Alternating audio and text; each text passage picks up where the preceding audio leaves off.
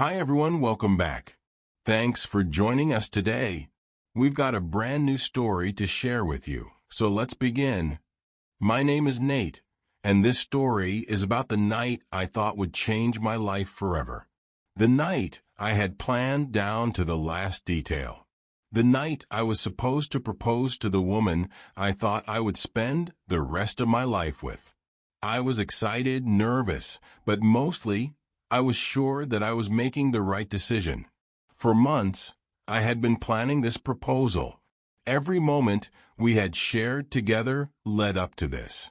Lena and I had been together for years, and in my mind there was never a question about where we were headed. We met during college, and even though we started as friends, things naturally grew into something more. We started dating a year ago. She was smart, beautiful, and had this way of making me feel like the luckiest guy in the world. At least, that's what I thought at the time. I had spent weeks searching for the perfect ring. Something elegant but simple, something that fit her perfectly, just like we fit together. That evening I finally picked it up. Holding that small velvet box in my hands, I could already imagine the look on her face when I got down on one knee. I imagined her gasping, covering her mouth with her hands before finally saying yes. It felt like everything was falling into place. Little did I know, everything I believed was about to be ripped apart. I gathered a few of our closest friends, the ones who had been there for us throughout our relationship. They were all excited just like me. We had talked about this plan for weeks, making sure every detail was right. I pictured the moment clearly in my head. Lena's shocked expression, the joy in her eyes, the way she would cover her mouth in disbelief before finally saying yes. That's how it was supposed to go. We arrived at Lena's house that evening. The air felt electric, like something big was about to happen. My friends were in on the surprise, and they waited outside, trying to keep their excitement contained. They had their phones ready to capture the moment, ready to celebrate the beginning of what was supposed to be the next chapter of my life. I could barely contain my nerves. I was about to ask the woman I loved to be my wife. Instead of knocking on the door like I normally would, I decided to make the proposal even more special. I wanted to catch Lena completely off guard. So I took out the spare key she had given me a long time ago, her way of showing that she trusted me, that I was always welcome in her space. I turned the lock, slowly pushing the back door open, careful not to make a sound. As I stepped inside, my heart was racing. I could already see how it would play out in my head. Lena would be completely surprised. At first, she'd be confused, wondering why I was suddenly in her house unannounced. Then I will ask her to come outside, and when she turned and saw our friends standing outside, before she could even ask what was going on, I'd be down on one knee, holding out the ring, and her face would light up. With our mutuals watching everything unfold, she'd realize just how much thought I had put into this. It would be our moment. That's how I imagined it. That's how it was supposed to happen. But life doesn't always go according to plan.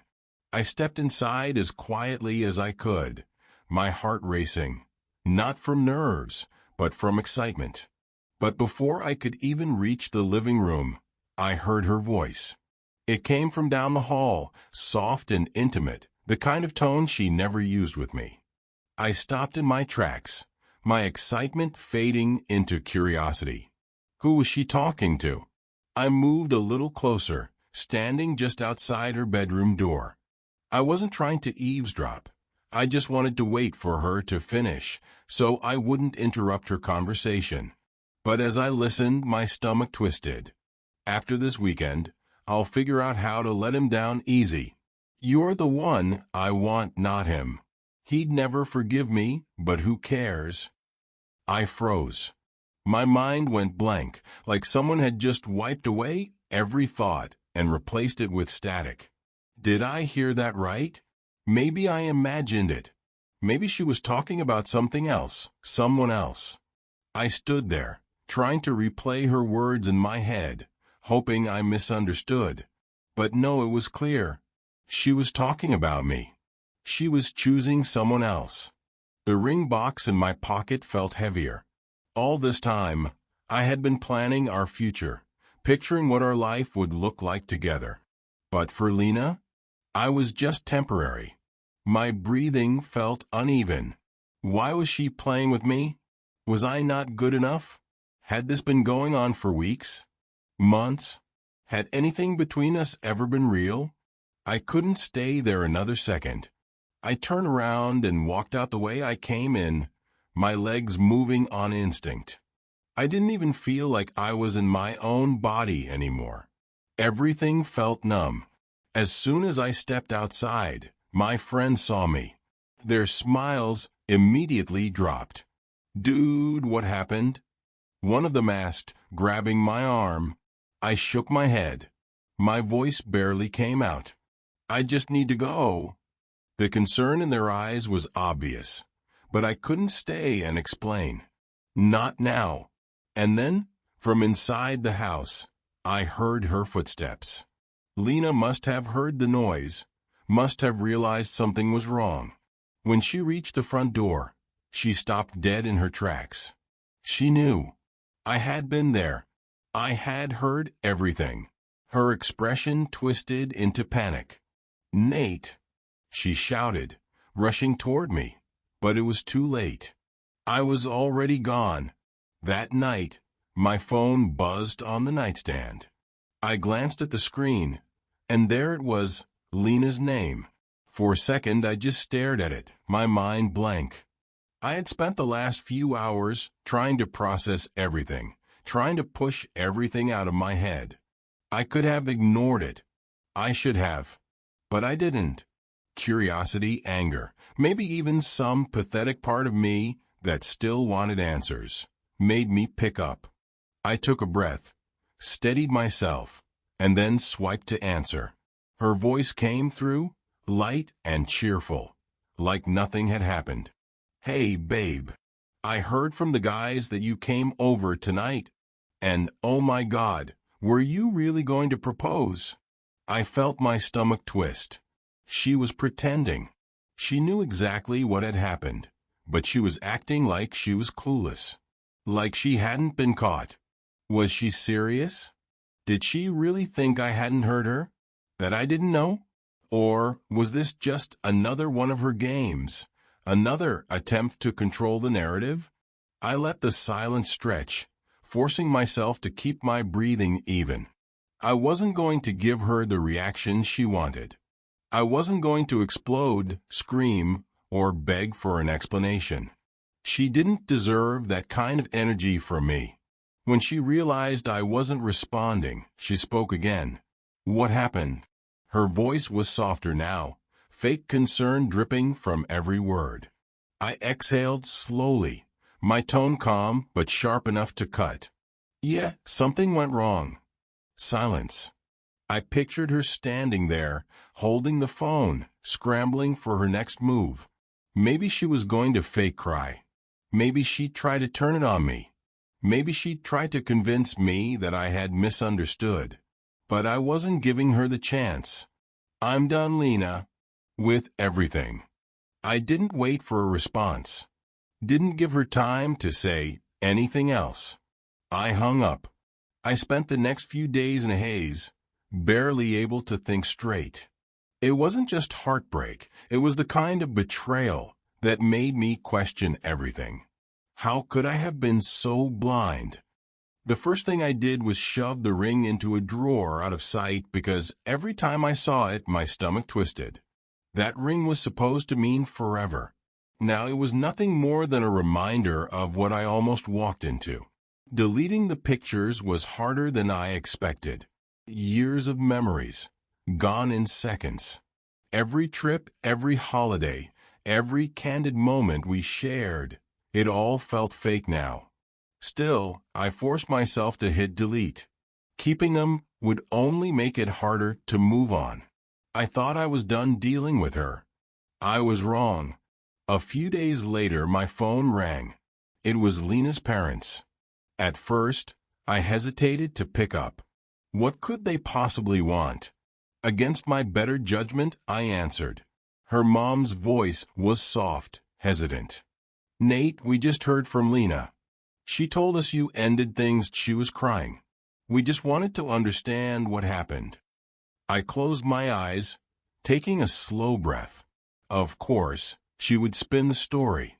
Of course, she would make herself the victim. I should have expected this. "Did she tell you why?" I asked, my voice steady. A pause. Then her dad sighed. "She said she did nothing." I almost laughed at how ridiculous that was. I forced myself to stay calm. "She didn't tell you the truth then?" I told them everything. The proposal. The phone call. The other guy. I kept my voice even and factual. No anger, no yelling, just the truth. When I finished, the line was silent. Finally, her dad spoke, his voice heavy. "We had no idea." Of course they didn't. Lena was good at pretending. She had everyone fooled. "We'll get to the bottom of this," her mom said. I didn't need them to. It was already over. But part of me wondered, if they had known the real her all along, would they have warned me or warned her to stop? About a week after everything happened, I was finally starting to feel a little bit better. The first few days had been a mess, anger, confusion, sleepless nights. But now I wasn't thinking about Lena as much. Or, at least, that's what I told myself. Then my phone rang. I glanced at the screen and saw Maya's name. Lena's best friend. I almost let it go to voicemail. I hadn't spoken to Maya since the proposal day, and honestly, I didn't want to deal with anyone connected to Lena.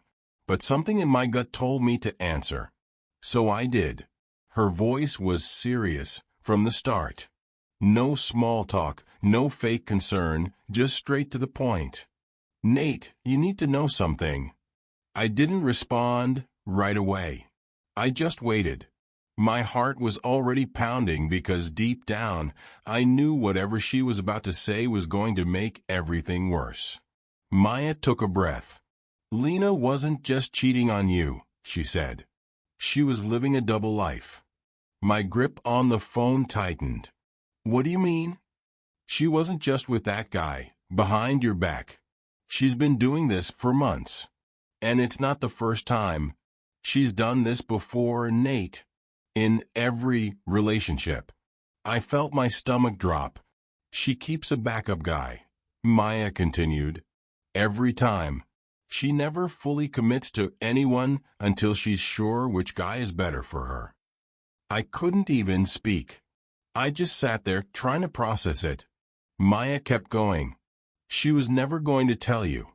The plan was to let you propose, then decide later if she actually wanted to go through with it.